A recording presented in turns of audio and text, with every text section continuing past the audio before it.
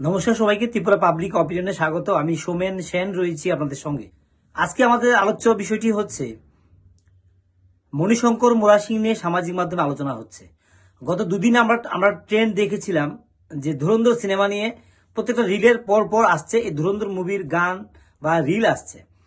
তারপর থেকে আমাদের রাজ্যের সোশ্যাল মিডিয়ার ক্ষেত্রে যারা রাজ্যের কন্টেন্ট ক্রিয়েটার বা যারা সোশ্যাল মিডিয়াতে অ্যাক্টিভ থাকেন, তারা প্রত্যেকেই কথা বলছেন কম বেশি করে মণিশঙ্কর মোরাসিং এর কথা।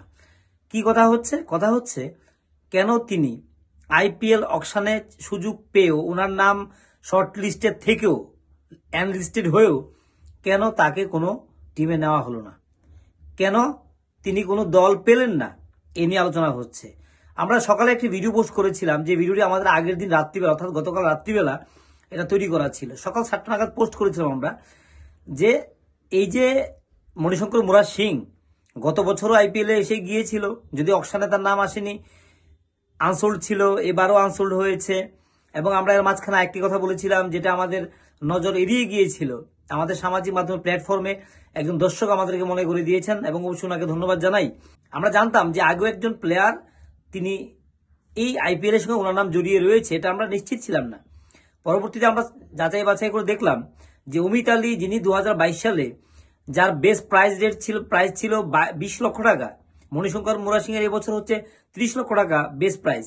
সেই বেস্ট প্রাইজ ছিল 20 লক্ষ, যেটা 2022 সালে অমিত আলী বাড়ি কমলাসাগর বিধানসভা এলাকায়, তিনিও সেদিন সুযোগ পাননি, যদিও তখন এটা নিয়ে খুব আলোচনা হয়নি।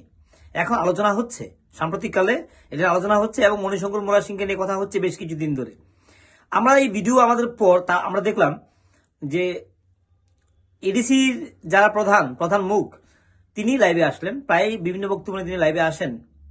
তিনি বলছেন, প্রদ্যুৎ মাণিক্য বাহাদুর তিনি বলছেন, নাম বললাম, তিনি বলছেন যে আইপিএল চান্স না পেলে কি হয়েছে, এডিসির কাউন্সিলের আমরা ওনাকে অ্যাম্বাসেডার বানাবো, এবং যদি মাঠ লাগে, কিছু লাগে, যদি কোনো প্রকারের যে নতুন করে যারা কোচিং সেন্টার খুলতে চান, তিনি যদি চান এটা স্কুল, তিনি জায়গা দেবেন, সব ব্যবস্থা করে দেবেন।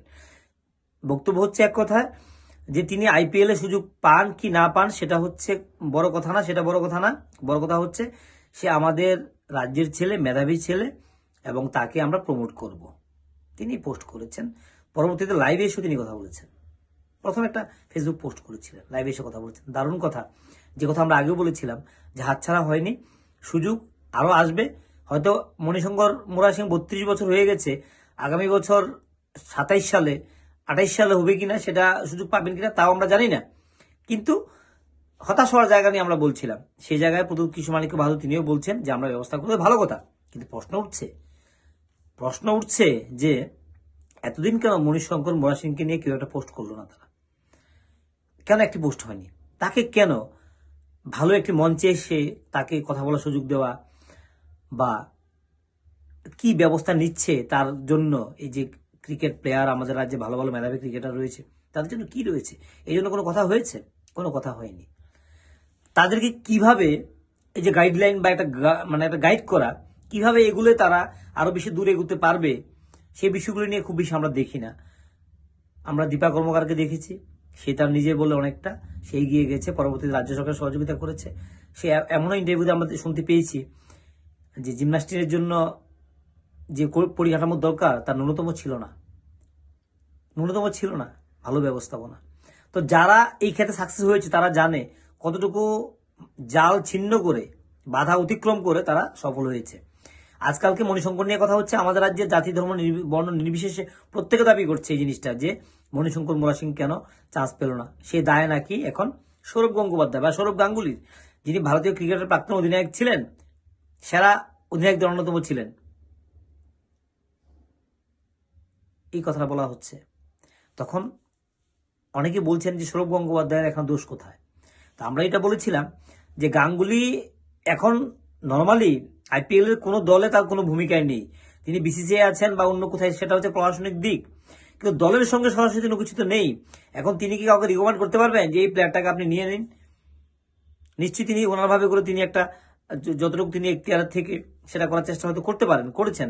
মুখ্যমন্ত্রী দেখেছি আমরা ওই দিন প্রমোফেস্টের দিন আমাদের ক্যামেরা ধরা পড়েছে, বারবার কথা বলেছেন বিভিন্ন বিষয় নিয়ে, হয়তো এই বিষয় নিয়ে কথা বলেননি সেটা কে জানে। সুশান্ত চৌধুরীও কথা বলেছেন, কিন্তু আমাদেরকে আরো পরিশ্রম করতে হবে, আরো ভালো করতে হবে, যেন আমাদেরকে কেউ আটকে না রাখতে পারে। আসামে রিয়ান পরাগ খেলছে, এবারও অন্য কেউ চান্স পায়নি। রিয়ান পরাগ একমাত্র নর্থ ইস্টের প্লেয়ার, বিভিন্ন রাজ্য থেকে ভালো ভালো প্লেয়াররা খেলছে। ছোট্ট ছেলে বিহারের বৈভব সূর্যবংশী, বিহার থেকে কে খেলতো আগে, তার সুযোগ পেয়েছে। 1,30,00,000 টাকা তার তার প্রাইজ, সে দর পেয়েছে। তো এই এখানে সে সম্ভবত দিল্লির টিমে হয়ে খেলবে।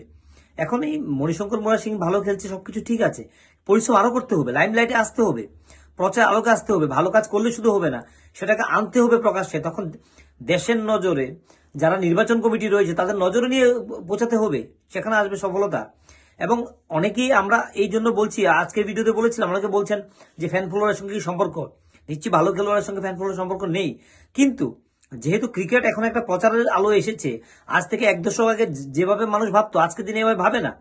যারাই কোনো জায়গাতে প্ল্যাটফর্মে যাচ্ছে তাদের পেছনে জনপ্রিয়তা কতটুকু এটা দেখা হচ্ছে, সেই রাজ্যের জনগণ মানে জনসংখ্যা কত রয়েছে, এবং সেই রাজ্যে ক্রিকেট বা ওই খেলাটার প্রতি ঝোঁক কেমন রয়েছে, ফ্যান ফলোয়িং কত রয়েছে, ক্রেজ কতটা রয়েছে, যে তাকে আমাদের দলে খেলালে পরে আমাদের দলের যে মানে ভ্যালু, সেই ভ্যালুটা কতটুকু বাড়বে।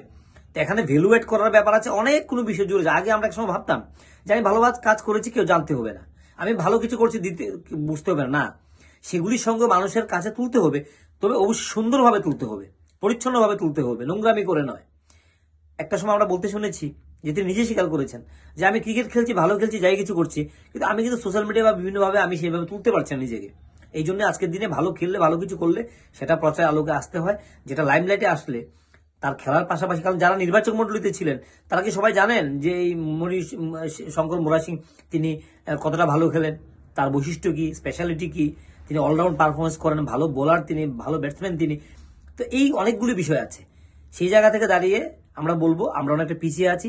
সেই জায়গাটা আমাদের যা ফ্লস গুলি রয়েছে, ত্রুটিগুলি রয়েছে, সেটা স্বীকার করে নিলে অনেক বেটার। আমার as a news reporter, anchor হিসেবে আমার যে ভুলগুলি রয়েছে সেটা দর্শকরা ধরিয়ে দিলে আমি অনেকটা শুধরানোর চেষ্টা করি। আমরা এটা করা উচিত, কারণ ভুল মানুষ ধরিয়ে দিলে, দূরের লোকটার ভুল দেখতে পায়, ধরিয়ে দিলে সেখান থেকে রেকটিফিকেশন, নিজেকে শুধরানোর আরো বেটার করার সুযোগ থাকে। আমরা অনেক সময় বলি যে আমরা নিউজ অ্যাঙ্কার নই, স্পেশালি এটা আমাদের আমরা ফিল্ড রিপোর্টার ছিলাম, কিন্তু এখন দেখা যাচ্ছে যে অনেক বিষয় নিয়ে কথা বলতে হয়, সেই জায়গা থেকে কথা বলা, আমরা স্পেশালিস্ট নই, তবু নিজেকে শুধরিয়ে কিছুটা মানানসই করার চেষ্টা। ঠিক একইভাবে এই আমাদের স্পোর্টস নিয়ে যে সমস্যাগুলি আছে, মাঠ নিয়ে সমস্যা আছে, কাঠামো নিয়ে সমস্যা আছে, অ্যামিনিটিস নিয়ে সমস্যা আছে, বিভিন্ন জায়গাতে ভালো ইনডোর গেমস নেই, বৃষ্টির দিনগুলিতে ভালো প্র্যাকটিস করা যায় না মাঠের মধ্যে। তাহলে এই জিনিসগুলো নিয়ে অনেক কাজ করতে হবে, তাহলে মণিশঙ্কর মোরা সিং এর বাইরেও অনেক ছেলেরা আগামী দিনে উঠে আসবে, এবং যাদেরকে আর দাবিয়ে রাখা যাবে না, যাদেরকে আর আটকে রাখা যাবে না, তারা তাদের মেধা দিয়ে, কাউকে রিকমেন্ডেশন লাগবে না। সচিন তেন্ডুলকর বা সৌরভ গাঙ্গুলি, তাদের রিকমেন্ডেশনের প্রয়োজন নেই। অনেকে বলছেন সৌরভ গাঙ্গুলিকে পর্যটন থেকে বাদ দেবে, তিনি কি এসে বলেছেন যে আমাকে রাখুন রাখুন রাখুন? এটা বলেননি। হয়তো ওই দিন ফেস্টের মধ্যে বলেছে যে আবার সুযোগ যেন আমরা পাই, যে রাজ্যের এত সুন্দর কালচার, এত কিছু, অনেকটা কিছু বুঝতে পারেনি, তিনি স্বীকার করেছেন। মাঠের ক্ষেত্রে তিনি আমাদেরকে সহযোগিতা করেছেন। আমাদের রাজ্যের প্রাক্তন যে বর্তমান মুখ্যমন্ত্রী, যিনি প্রাক্তন ত্রিপুরা ক্রিকেট অ্যাসোসিয়েশনের যিনি দায়িত্বে ছিলেন, এটা তিনি সবার সামনে বলেছেন, এটা যে তিনি কিভাবে সহযোগিতা করার চেষ্টা করেছেন মাঠ নির্মাণের ক্ষেত্রে। সুযোগটা আগামী দিনে আরো রয়েছে, আমাদের পরবর্তী যারা উঠে আসবে তাদেরকে সহযোগিতার জন্য কিন্তু ওই লোকগুলি দরকার আছে। কারণ সৌরভ গঙ্গোপাধ্যায় আগামী দিনে ক্রিকেটে একটা জায়গাতে ডোমিনেট করবেন, বিভিন্ন দায়িত্বে থাকবেন, তাদেরকে আজকে শেষ বলে দিয়ে তাদের কাছ থেকে সম্পর্ক ছিন্ন করা এটা মোটেও কিন্তু না। আর সৌরভ গাঙ্গুলি আমাদের ত্রিপুরা অ্যাম্বাসেডার হয়েছেন পর্যটনের ক্ষেত্রে, আমাদের রাজ্যের অ্যাম্বাসেডার না, ক্রিকেটের ক্ষেত্রেও না। তিনি যেই পার্টি আছেন তা কাজ করছেন, করার চেষ্টা করছেন উনি ওনার মতো করে। তিনি তো আর ম্যান টু ম্যান প্রত্যেকটা মানুষকে গিয়ে বলবেন না 1 to 1 যে আমি এই করছি, এই সুযোগ করে দিচ্ছি।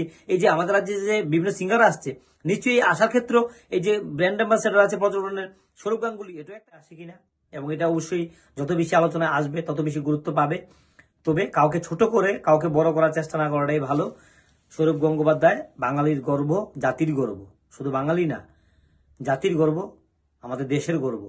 তো তাদেরকে নিয়ে কোনো প্রকারের এইভাবে একটা যে কোনো মন গড়ার মতো কথা বলা, সেটা কোনোভাবে যুক্তিসঙ্গত বলে আমরা মনে করি না। কারণ যে কোনো কিছুকে যুক্তি দিয়ে আলোচনা করতে হয়, এটা বুঝতে হয়, শুধু আবেগ দিয়ে বিবেক দিয়ে হয় না। সৌরভ গঙ্গোপাধ্যায় কেন তাকে কোনো টিমে ঢুকিয়ে দিলেন না, এগুলি হয় না, কারণ তিনি বর্তমানে সরাসরি কোনো দলের সঙ্গে যুক্ত না, তিনি প্রশাসনিক দায়িত্বে রয়েছেন।